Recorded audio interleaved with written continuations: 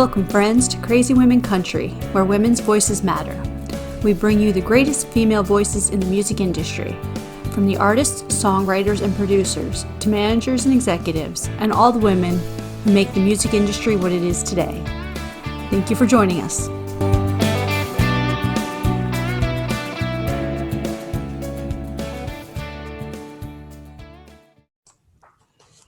Welcome, friends, to Crazy Women Country. I'm Donna.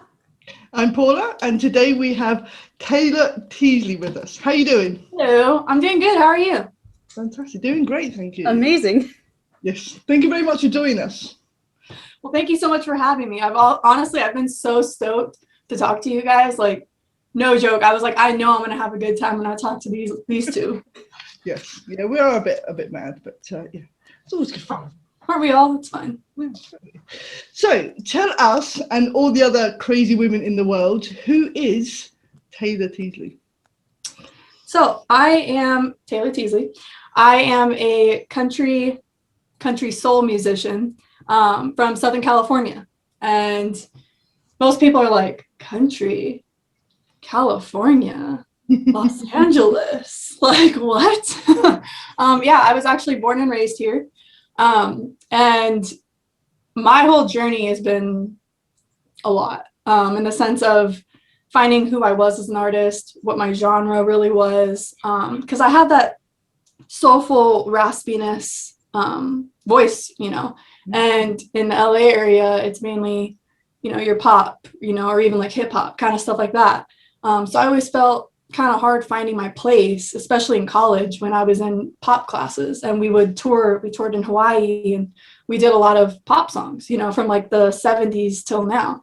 And I always had a hard time finding my place. And throughout time, I realized like, okay, I'm more of a chill vibe, like maybe like some coffee house, like maybe a wine bar, that kind of thing. I was like, I don't think I'm Katy Perry.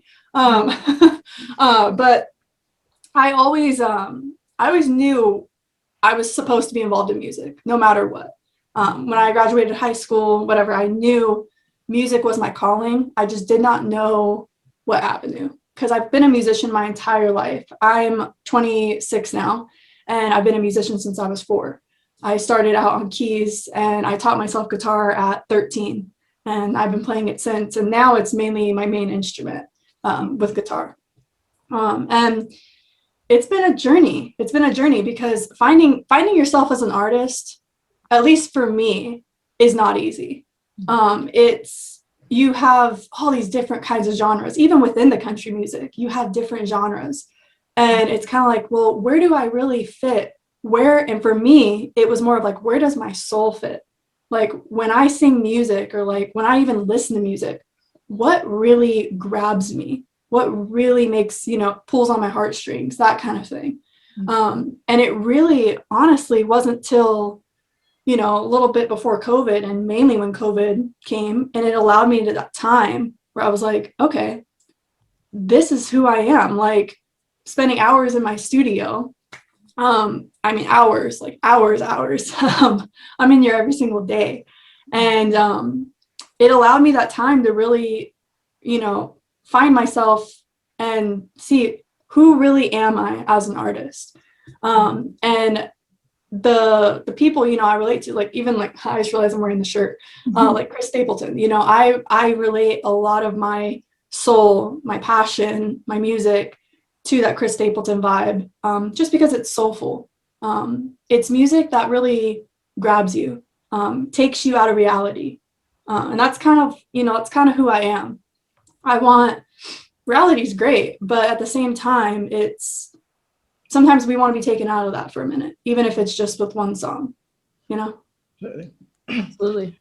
So who are some of the women that have inspired you to kind of, obviously you knew you always wanted to be in music, but who are some of the women that you've really looked up to and went, wow, this is awesome, and just felt inspired by them? So growing up, my dad's from Georgia. So I had that country music background. He moved out to California and met my mom and whatnot, but she likes more of like, R&B kind of, music. And I still love R&B, but I grew up listening to a lot of Shania Twain, like a lot. Like that was like my parents, like one of their favorite artists in the 90s, you know, and I'm a 90s baby. So I kind of grew up in the middle of it. And we even went to a concert, actually. I was like 3. I fell asleep. But I look back at that and I'm honest about it, because most people would be like, God, you fell asleep? I mean, I was 3 years old, you know, and it was like 11 o'clock at night. Like I was tired. But Shania is a huge, like I probably watch her videos all the time, even just like from the 90s, you know, it's good music.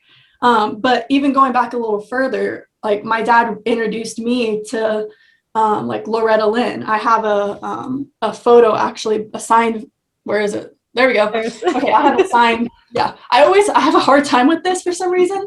But it's a signed photo of Loretta Lynn. And I would say that she has really inspired me over the years. And sorry, guys, I just realized my thing fell. This is what you get, guys. You get the real stuff here. There's no like outtakes and like everything. It just happens. But Loretta Lynn's a big inspiration for me. But Dolly Parton has really, really inspired me. I saw her quite a few years ago with my dad. And we went to one of her concerts, and see, it happened again, guys. You see what I got to deal with here. This is me. This is what you get, guys. Sorry. Yeah, it's perfect. Seriously, it's all good. It's all good. We're gonna try to get this to stay. I don't know if it's going to, but we're gonna try. There you go. Okay, I don't want to touch it. But yeah, Dolly Parton, her writing style, her stories, her authenticity, everything about that is really what inspires me as an artist, you know. And growing up, music was always one of those avenues that I looked at and was like, okay, like I really like who they are as a person. Not even just so much as an artist. A lot of times it was about who are they, you know, like Dolly does a lot of giving back, things like that. And I look up to things like that because I'm like, I'm nowhere near like Dolly in the sense, and I'm busy. So I can only imagine, you know, people like that. And at the same time, you look at it and you're like, you make time for just the smallest gestures. And to me, like that's inspiring for me, at least, you know. But I would definitely say like those 3 women for sure. But my parents have always had me involved in music. So it was always, I never really looked even just like at women. Shania was a big one for me growing up, but it's for me, it's really just the music. Where does it take me? That's really what, you know, inspires me.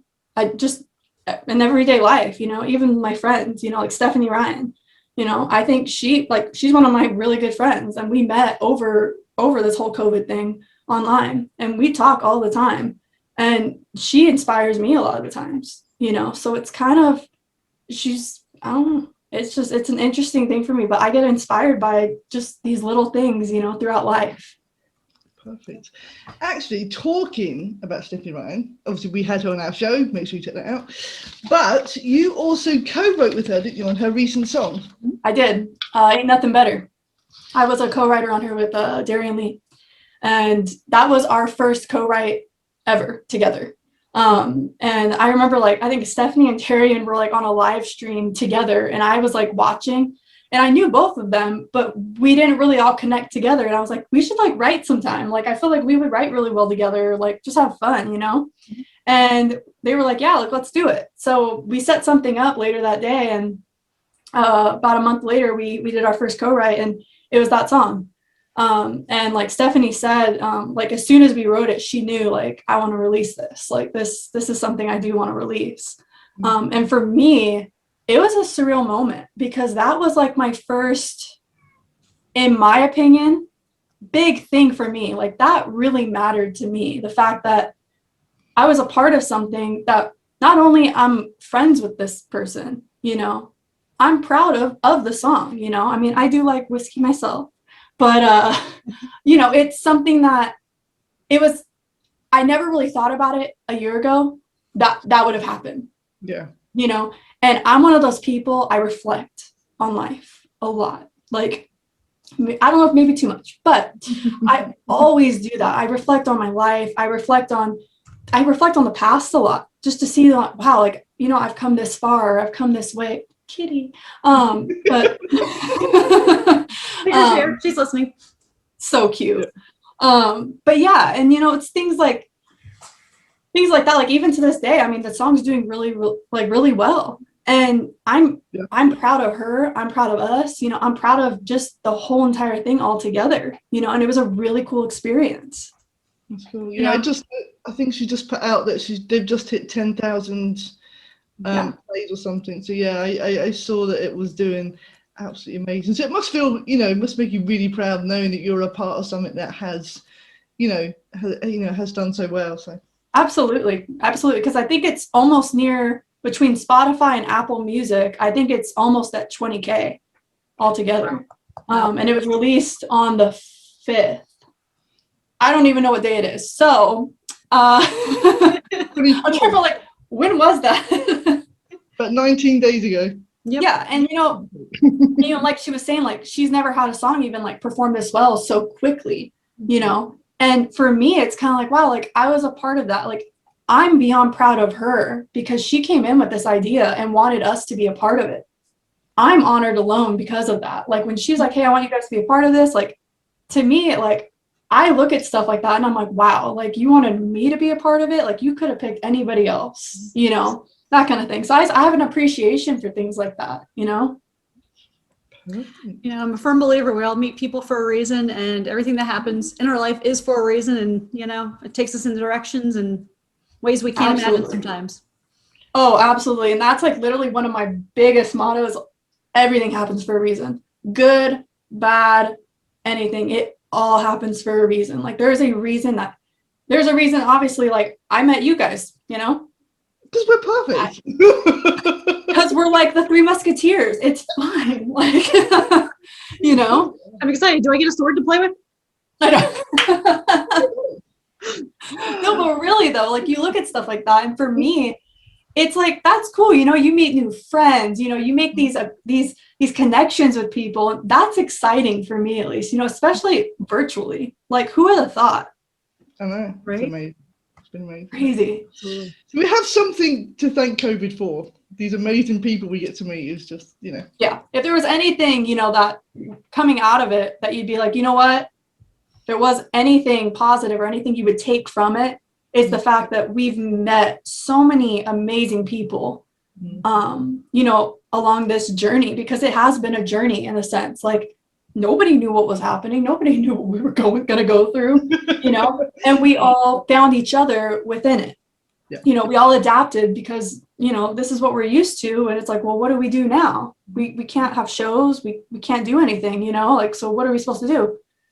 In a way, you have to say, like, thank God for social media, you know? I'm not a huge fan of social media as it is. Like, I've never really been one that's like, prior to COVID, I'll tell you guys this, prior to COVID, my Instagram was private.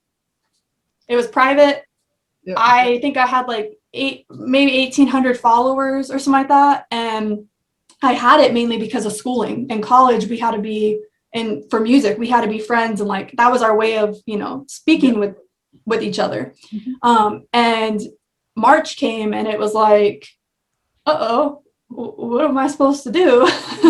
And I ended up scheduling my first live stream in April. And I still think about that. Oh my God, if not daily, because like, I remember my hands, I was so like sweaty and nervous because it was just me on my Instagram. And I had never gone live on Instagram before. And I was like, I don't know how people are going to take this. Who's going to see this? Like, what am I going to sound like? What am I going to look like? Like, you know, because I'm one of those people, I want things to look good. I want them to sound good, but I want them to be authentic. Yeah. You know, I started off my live stream with a microphone like back there, and I have this whole setup. I went to school and got my certification in audio engineering. And so I had it connected where my audio goes straight into my phone, into my live stream. it sounded great. But for me, I looked back at it and I was like, it's not authentic though, because people are going to wonder, you know, like, oh, does she have auto-tune on that? Or like, does she have pitch correction? You know what? Everyone uses it. That's the thing though. I'm going to be honest. Every artist uses it. They use pitch correction at some point. I didn't use it live. I don't really care to use it live. The connections aren't that great, so it's likely to mess up, just saying. But there's been a couple like famous, you know, entertainers where it's happened, you know. But for me, I was kind of like, you know what? I just want it to be raw, real, and that's kind of what I aim for with music. I just like it to be just raw, vulnerable, and you get what you get. You can't take time back, you know. No. I think that's one thing definitely in country music. Everyone likes that authentic side and just real, you know. Oh, absolutely. And that's kind of what led me to country music, because I've listened to so many other genres growing up. I mean, I went country, R&B, hip hop, pop, had my emo phase. Things like that. Everyone goes through them, you know. We all go through those little phases. And don't get me wrong. The thing is I think I've taken something from a lot of different genres in a sense. Like growing up, my mom listening to a lot of like Earth, Wind and Fire, you know, Barry White, things like that. A lot of soul music. But then I also listened to a lot of country on the other hand. And I think that's kind of where I was just meshed together, you know, because I feel like when I do music, I have this soulful feeling, you know, behind it, you know, and I like to connect emotionally to songs, you know, so it's not just a song, you know, it has a story or it has a feeling behind it that maybe even just one person might connect to, you know. I think that's what country music is, though. It's a very vulnerable genre. You know, people really open up. They really, you know, give themselves to the songs. So, yeah. Absolutely. Perfect. Okay, this is the fun part. Yeah. So this is our quickfire questions part. Okay. Let's go. Ready. Ready. You can come back on more often, I tell you. We'll start doing live streams. Oh, yeah. Will you take over our Instagram too while you're at? All right, let's do it. Take over everything. Let's go. Okay. I'll start today. I love it. Early bird or night owl? Oh God. Night owl. I'm up till like 3 a.m. half the time writing music. But I mean, I get up usually kind of on the earlier side as it is, and I like to be productive in the morning. But I would definitely say I like to be like a night owl. I like the city light, like the cities. Like I like the night stuff. Yeah. I'm not a big bright like sun person. I didn't know how to phrase that. I was like, you're kind of in California, yeah. Thank you. As if I haven't heard this. No, but really, oh my God, I told my friends this and stuff, and they're like, so you live in California? Why? Like, because like right now, like we're having like 75-degree weather and it's like bright and sunny, but then on the other side of the country, it's like -27, like, you know, complete opposites. But I like gloomy, I like rain, stuff like that. So I prefer I would say I'm more of a night owl person. You should live in the UK. That's what people keep telling me. It's cold, it's wet, it's miserable. You love it. Sounds like me, it's fine. Beach or countryside? Countryside. I'm not a beach person, really. Oh God, no. I hate beach. I don't like sand. Favorite season? Winter. Obviously. Because it's dark. Is it California winter, or is that like the 20-degree winter, or? Yeah. Well, here's the thing. I mean, I've been to like, I don't mind it when it's super, super cold, because for me, I can warm up. When it's hot, I can't cool off. So it's like, what am I supposed to do? Like, you know, so for me, I would rather have it cold, like all the time. Sun, if I could live without you, I'm good. Like, thank you. But yeah, I would definitely say winter. I mean, I've been in like -degree weather when I was in Korea a couple years, like not a couple years ago, like 5 years ago or something. And it was like -21, I think, or something. and it was cold. It was cold, but I was like dressed for it. So I think, I don't know, maybe that could have helped it. But we'll just go with winter, maybe fall. Spring, no. Allergies, no. I have horrible allergies, like horrible. And anything like will make me sneeze when it comes to like anything like outside. So no spring and definitely no summer. Way too hot for me. Okay.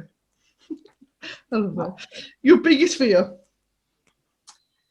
Oh, I got deep real quick. God, I don't really think about things like this, I guess. You know, like I'm optimistic in a lot of ways. And I never feel about, for fear wise, I don't want to say like, maybe not being honest in the say of like living and trying and doing what I want, you know, and not giving the effort for it and like, or not trying it, because I try to always stay positive no matter what. I try not to look at the negative or hear the negative, or I know that there's negative out there. Obviously, not everything is going to be rainbows and unicorns. I get that. I get that. But at the same time, I always look at it and I'm kind of like, if I don't try, I don't know. And there's been things that like over time, I'm like, I don't know, could I have done this better? You know, things like that. And I think I don't know, that's a hard question. That's a hard question for me, at least, just because I always try to, fear-wise, I mean, I think it's just not being on it, not being true to what I want to do, you know, and looking back and regretting that maybe. Yeah, I get that. I get that. Yeah. I also don't like spiders, but just I throw that That's you said a biggest fear, but I was like, you know what? On like a real level where other people might relate, I don't like spiders. Yeah. Don't bring those near me. Favorite holiday? Christmas. It's usually cold. It's usually cold and there's a vibe. You're with your family, you're with your loved ones, and it just has this, like people say, like magical feeling, you know, like putting up the Christmas lights or, you know, things like that. I love that. Now, Thanksgiving I like too because there's food. I love food. But I would say definitely Christmas with like all the vibes and all the fam. Perfect. I love that. Favorite drink? Oof. Are we talking alcoholic or non? Both. Both. Did my facial expression say it all? Alcoholic wise, whiskey sour. That is my drink all day. Not literally all day, every day. Not literally, but I realized I said that. I was like, whoa, wait. I was like, well, this could be taken real different. No, but I love whiskey sours. I don't really drink a lot as it is. But I have actually Sugarland Shine out in Tennessee shipped me out a bunch of moonshine, I think like a couple months ago, and I'm like kind of obsessed with it now. Like it tastes pretty good. Like I have apple pie moonshine over here. That's actually really good. The peach one's really good too. But I would definitely say whiskey sour for sure. When it comes to non-alcoholic, Is the non-alcoholic? I like. I mean, I'm a huge like coffee drinker. I love coffee. I also like tea. I'm probably more coffee, but I don't really drink a lot of sodas. If I do, it's root beer. That's like a weakness for me. Like if I did have like, if we had like pizza, stuff like that, I want a root beer. Like that's like my jam right there. I would definitely say like coffee is probably like one of my favorite things to drink. I would, if it didn't keep me up at night, even though I'm already up late, I would drink more. I would drink more of it during the day, but okay, that's cool. Probably coffee. We'll go with that. Left or right-handed? Right-handed. You like how I had to think about that for a second? You like asked it and I was like, wait. My other left hand? No. Right-handed. Right-handed. Favorite animal? Panda. I love pandas. I love pandas. Like it's an obsession. Like, I think they're so cute. Don't get me wrong, giraffes are cute too. And so are little elephants. Like, I always think about it. I'm like, oh my God, what if we had like a miniature elephant or like a little miniature like panda walking around the house or something? I just think that'd be so cute. That'd be cool. But like on a house with, but you know. but like on a real level of things like you could actually like have that like aren't illegal. Dogs. I'm obsessed with dogs. Like, I don't have any anymore. I've had one my entire life. But I love German Shepherds, but I have technically, I mean, a niece in the sense of a dog. Her name's Riley. She's a Shih Tzu. My brother and my sister-in-law have a little Shih Tzu, and she's pretty cute, and I'm pretty obsessed with her. So as any aunt should be. Basically, yes. Like, I always say, like, Auntie Taylor, hi. And they would tell her, like, do you want to go see Aunt Taylor? Do you want to go see her? And she gets so excited. Oh, that's so cool. Oh. Okay, so your favorite color? Green. I didn't even have to think about that one. That was quick. That was really quick. Green, like I have green, like Sure. It's dark green or light green, or is there a difference? Doesn't matter. Hunter green, so like this kind of green, and then I like olive green. I don't have anything to show you that's olive green, but that color. But no, like bright green? No. I don't really care for like neons or pastels. No neon? No neon. Okay, when it comes to like highlighters, I'll be highlighting all day. Okay. I'll be highlighting all day.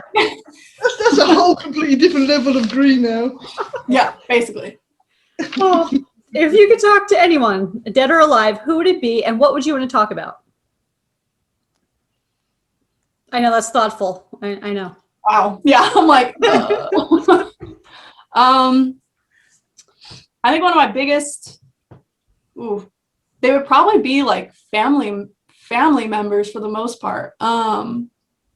My Papa Teasley, he was a bluegrass musician. And he passed in 88, I believe. And I have one of his guitars that he had custom made. And on the headstock up here, it says Teasley. It says our last name. And for me, I would really, really want to like sit down and just like talk to him, you know, and just be like, also like, what was the music industry like, you know, when you were in it? Like, what did you go through? You know, because I mean, my dad tells me things because he would go on the road with them and things like that. But it's nothing like, you know, talking to somebody who's on that stage playing, you know, bluegrass music, you know, and I have even like one of his mandolins here. And I think that would definitely be somebody that I would really, really want to talk to, for sure. That's an awesome answer for sure. What's one of your hobbies? You know, besides like playing guitar and keyboard and, you know, doing music, you know, that type of thing. You said that right now, but it reminded me, side note really quick. Every single day, I usually get somebody asking me like, are you ever not in your studio? Like, do you ever not? Like, there's people I talk to, you know, that, you know, I've known for a lot of my life even. They'll be like, hey, how are you? Like, just checking in, like, what's going on? And every single time, I'm like, oh, I'm just in my studio practicing or working on music and like blah, blah, blah, blah. And like, they should have asked me, like, so do you do anything else other than that? Like, and I do actually. For me though, it's right now, this is my job, you know, this is my job in the sense, it's very important for me. And it's, in a way, it's almost like having just a job that you enjoy, you know, like, why do you want to stop? That kind of thing, you know, and that's what it is for me. But when I do is I love to read. I like to work out. I love hiking. Like hiking, I love it. I haven't done it in a while. But I love to hike. I like to look up recipes. I don't know. I love to look at that. I don't know why I like to watch videos of people making stuff. Like, I'm more of a food person than it is like a baking person. I'm not a huge, I like sweets, but I'm more of like a savory kind of person. Put garlic on it and I'm gonna eat it. Literally. but yeah, you said other than working on music, but like songwriting has been like a huge thing of mine lately. Like I'll do it first thing in the morning, I'll do it in the middle of the day, I'll do it at night, like all within the same day. Like for me, it's that kind of has been like, I don't want to say a hobby because it's not really like, it's something that I do thoroughly enjoy and is part of my job. Mm-hmm. But in a way, it kind of is like a hobby in the sense because it's something you enjoy and that you do in your free time. So for you, lyrics or melody first? Or both? Ooh. Both, because there's songs I've written, I would say majority of the time, my lyrics come first because I might be in bed or something like that, and I might wake up and I might get an idea for like a song, and I'll really quick, you don't even want to see my notes on my phone. I'll write it in my notes, and just be like, okay, blah, blah, blah, blah. And then I'll be like, oh, wait, but that could be a cool line too. And I'll just keep going. And then the next day I'll be like, you know what, let me write, maybe a melody to it or put some chords to it or something like that. But kind of a toss up, maybe majority lyrics though. If you were a musical, what musical would you be? You like that little laugh? It was like kind of like an evil laugh, so I'm expecting something, kind of evil. You know what? I've never been asked that. That's why I was like, ooh, like this is different. We know it to be different. I love it. Like I like this because it's like I'm not like projecting like, oh, what are they gonna ask me next? Like that kind of thing. Musical. Oh my gosh. Oof. That's a hard one. I don't even know. Oh my gosh. I mean, I haven't seen a ton of, like, I haven't watched a ton of musicals over my life. I had a lot of, in my early college years, I had to do a lot of things involving that, where we had to do like, like Hamilton, those kind of things. But I don't know if there's an actual musical that I would say if I was one. I don't think I have one. If you guys have one for me, I mean, you guys know me pretty well already, then please, by all means. Yeah, well. Does it have green? Is it cold? Yeah, is it green? Is it cold? I'm thinking weird? Frozen on ice, but no, I'm just for the temperature. Olaf. We have a new Olaf in the house. There we go. Oh, if you could be a mythical creature, what creature would you be? A mythical creature? Ooh. That's so awkward. Here's the thing, a mythical creature. All I can think about is literally like one thing, and that's just because I've been called that over my life. I've had people tell me like a vampire. I was thinking the same thing. The dark, the gloomy, cold. People are like, oh, like, or like, even like in high school, like I used to always get like, oh, like you should have been part of the Twilight cast, like things like that. Just because I guess I don't know, I'm really white, like I take care of my skin, like I don't know, and I have like dark features in the sense. I don't know, but that was the first thing that came to my mind because that's been like my nickname my whole life, which I'm fine with. I'm like, oh, you know what? They're nice to look at.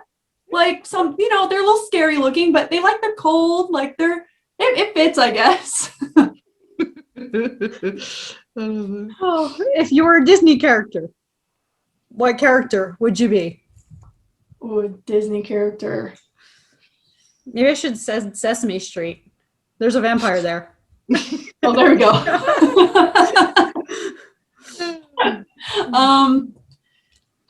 I would definitely, let's see here. I've never really like associated myself with a Disney character. I like certain Disney characters, but I was like obsessed with Beauty and the Beast when I was little, like obsessed. Like I don't know if it was like an obsession, like real bad. But or like Anastasia, I was like obsessed. She was like a role model for me when I was little. I don't know why. I literally was like, oh my God, Anastasia. I even had like a little party and everything. Yeah. I had like a full-on birthday party. It was like all Anastasia themed. And I'm pretty sure in like some keepsake box I have the balloons or something to go with it. But perfect.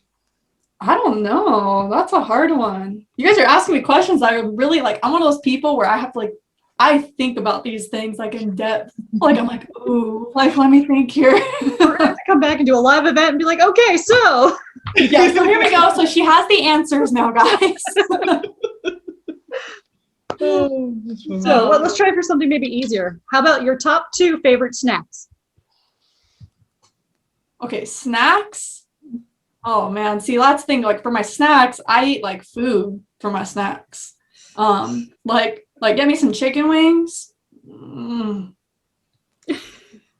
Those hit on a lower level for me. Do they have to be hot or?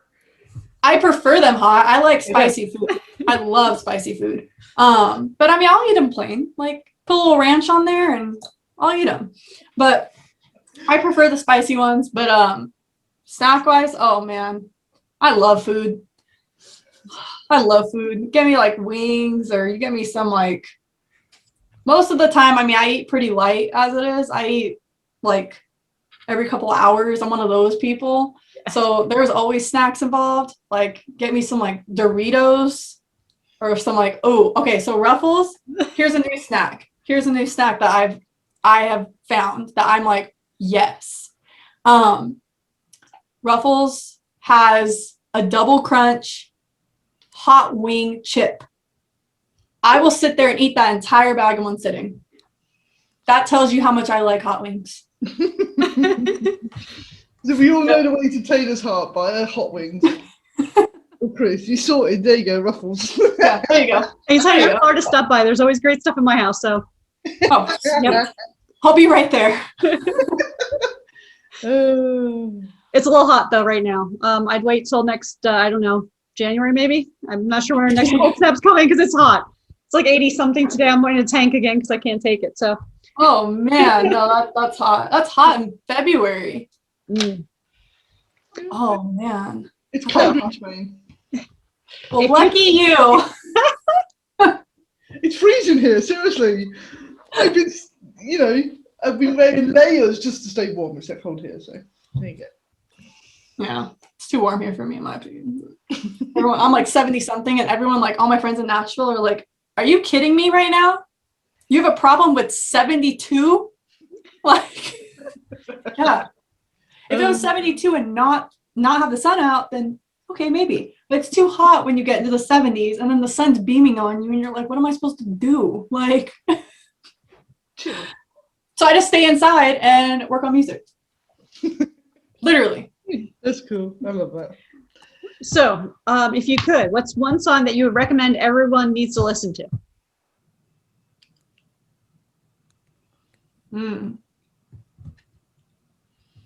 That's a broad question. Okay, so what's one song that you've been listening to lately that is like, this is a song that you would tell Stephanie to listen to? Be like, hey, you gotta check out the song.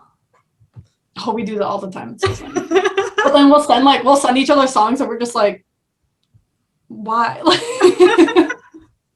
Or there's songs that we're like, whoa, this is a really good song. But the first one that actually came to my mind was I don't know why, but I've been listening to it a lot lately too, is I'll give you 2. One a throwback, 2 somewhat recent. Throwback wise, Don't Close Your Eyes by Keith Whitley. That is one of my favorite songs. I perform that song. I'm obsessed with that song, the storyline, the music behind it, just everything. It's real, raw, and almost anyone can relate to it at some point in their life, kind of, you know. Present, one that I'm like super like, wow, I really like this. Like I even like called my mom, showed her, whatever, is Either Way by Chris Stapleton. That song, all it is guitar and vocals. That's it, the entire song.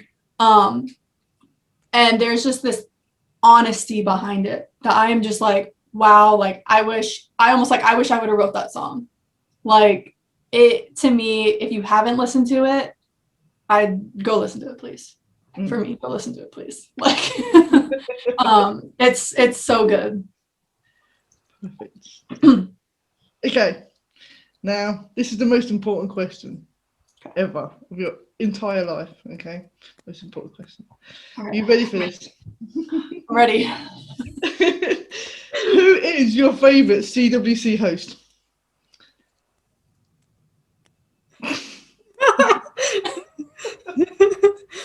I think she's gonna say Tigger. Camera to take a picture whenever we ask that question, because everybody's face is like, it's so funny. I don't even know how to answer that. I love it. I love it. It's a great question. I'll get back to you on that one, maybe. That might be have to add it to the list. We'll have to do a part 2 to this, guys. We'll do part 2. Yeah. Yeah, we'll do like a happy hour part 2. That's perfect. I love that. I love that. So, what does the rest of 2021 look like for you at the moment? Well, one of my biggest things is obviously writing. I write every single day, but recording music, getting it out, releasing it, that's like my biggest thing for 2021. But I also do plan on, hopefully with COVID chilling out and whatnot, is heading to Nashville, staying there for a little bit, playing some shows. It's kind of the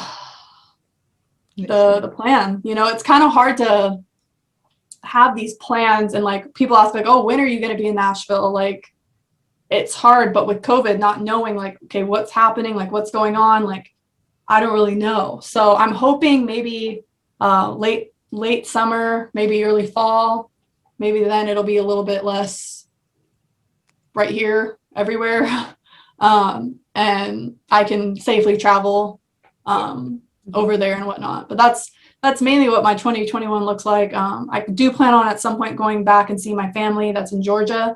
My granny, my aunts, and uncles, they live in Georgia, and I was there 3 years ago. I think 3 years ago this summer. It would have been 3 years. And I really want to go back there, and the plan is to go there. So we'll see though. It's just kind of COVID's kind of been putting everything up in the air. Yep, it's a nightmare. Yeah. A nightmare. Well, I have to say, this has been one of the most fun interviews we've had. I have to say. I love it. This is just me. Like That's what it's about. That's it. That's exactly what we expect out of everyone that comes on, and just be yourself and have fun. Yeah. Basically. Yeah. What I do. I just show up and I'm like, hey guys. Thanks for being here. Also, for those of you who will be viewing this later on, thank you for watching this. Seriously. You obviously have learned a little bit about me. Kind of weird. I'm kind of just me. And it is what it is. Perfect. Perfect. No, it's been fun. It's been an absolute blast. So yeah. Absolutely. Make sure you check out all of Taylor's socials, join up, check out videos and everything else. Yes, I have I'm working on a website actually currently. It's almost done actually. So I'll be launching that pretty soon. I have merch on the way. I'm designing a logo as well. There's a lot of little plans I'm doing at the moment currently. But designing a logo, my website. So I'll also have that. Linked to videos of me singing songs, originals, stuff like that. Perfect. Sounds good. Wonderful. Make sure y'all go check that out as soon as she gets that live. Yes. Yes. Very soon. Thank you again for joining us. Yeah. Thank you. Honestly, thank you for having me. Our pleasure.